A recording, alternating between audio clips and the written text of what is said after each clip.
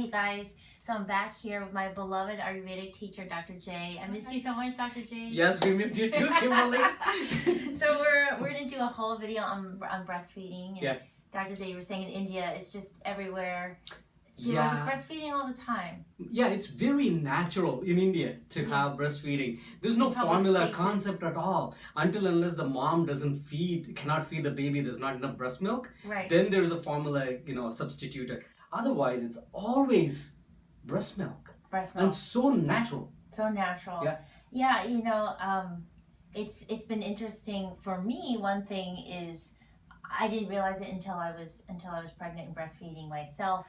Some people in America are a little funny about breastfeeding in public, which I was really surprised. To me, it's natural, and he's in this wrap, and I cover up. But in many countries in the world, I would when I would travel around Africa and India, Dr. J, it's everywhere, huh? Yeah. See, it's the perceive, what the person is perceiving it. Like if you look at it as a nurturing act, it's very fulfilling to see the mother nurturing her own baby, rather than looking at it as like a public nuisance. Right.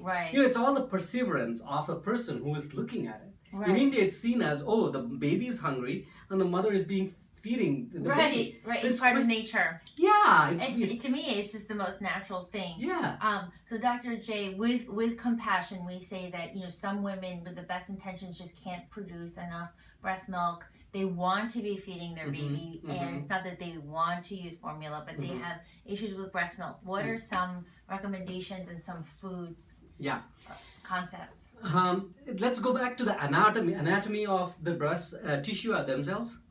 The breast tissues are the glands that are modified sweat glands. Ah, interesting. So they're meant for secreting fat.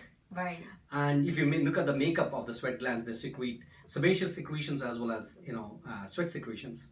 So in the breast tissue, you want to have enough amount of fat. Fat is very important. Very important. During pregnancy, one should prepare for it. Right? Guys, we are 3 here, so. He says yes, I agree.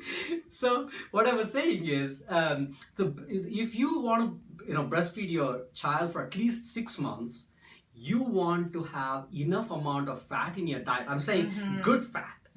Like avocados, chia seeds, hemp seeds, coconut milk. Yeah, I've increased my fat a lot too, Dr. J. And you're the best example.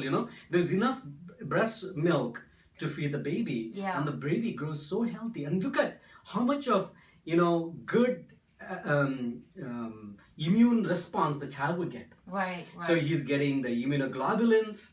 It's all coming through the breast milk. It's coming through. So we have fat as being really important, and healthy proteins. I was going to say Dr. J gave us an amazing khichdi recipe, which is on the website. Yes. And, in the breastfeeding process, it's very important to eat something neat and clean. What do you mean by neat? Neat means you don't want to over-nourish yourself. Oh. Yeah, because people think that, okay, I'm breastfeeding, I want to, really nourish myself, eat a lot of, heavy food. Right. Fried food, oily, food. Then there's a chance that they will feel more indigested, and they will not produce breast milk at all because it's all indigested. Right, so the key is not just a lot of fat, but easily digestible fats. That's right. It makes very nice breast milk. Correct. And abundant. Yes. And Dr. J, what about some of the simple teas, things you can put in tea? I know in the West, people say fennel is good for breastfeeding. What are some of the Ayurvedic spices? Best one is fenugreek. Fenugreek. Interesting. Fenugreek is bitter. It cleanses the breast milk. The child will not get any colicky pain. Okay.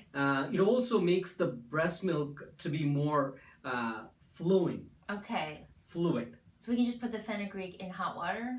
Hot water. So nowadays, fenugreek supplements are sold in many of the stores. Do you think that's as good as making the fresh teas? I would do the fresh tea. If you are in crunch of time. Right. Then I would just go and then buy it. But ideally, you soak it in the water. Okay, how much? Overnight, about a tablespoon. Okay, tablespoon of fenugreek. Okay, and if you are making a smoothie for the day, Uh-huh. you put those seeds into it. Okay. And then you just blend it nicely. Amazing. And then it becomes it's almost like adding chia seeds. It becomes a little fuller. Wow. The smoothie becomes more fuller and more fluffy. Okay. And then you can drink it. Amazing. Yeah. And then other than that, we also see cumin being used. Cumin. Yeah. We can use that in cooking. Yeah, in cooking. Okay. Like cumin rice you can make, or if you make your vegetables sauteed, you can put some cumin powder on it and then eat it. Then, if you come to hardcore herbs, there's a herb called shatavari, Right. which is a family of asparagus. Right, right. So that is also an excellent source of, vitamin, not vitamins, but basically very nourishing. Very nourishing in a sense. It's not about, shatavari is not about, vitamins. It's more about breast milk itself. Interesting. Yeah. Well, thank you so much, Dr. J. Dr. J is full of knowledge and everything. So we're gonna link to his site. He has amazing shatavari and a lot of other formulas and things you can source. Yeah. So thank you, Dr. J. Thank See you you. soon. Namaste. Namaste. Namaste.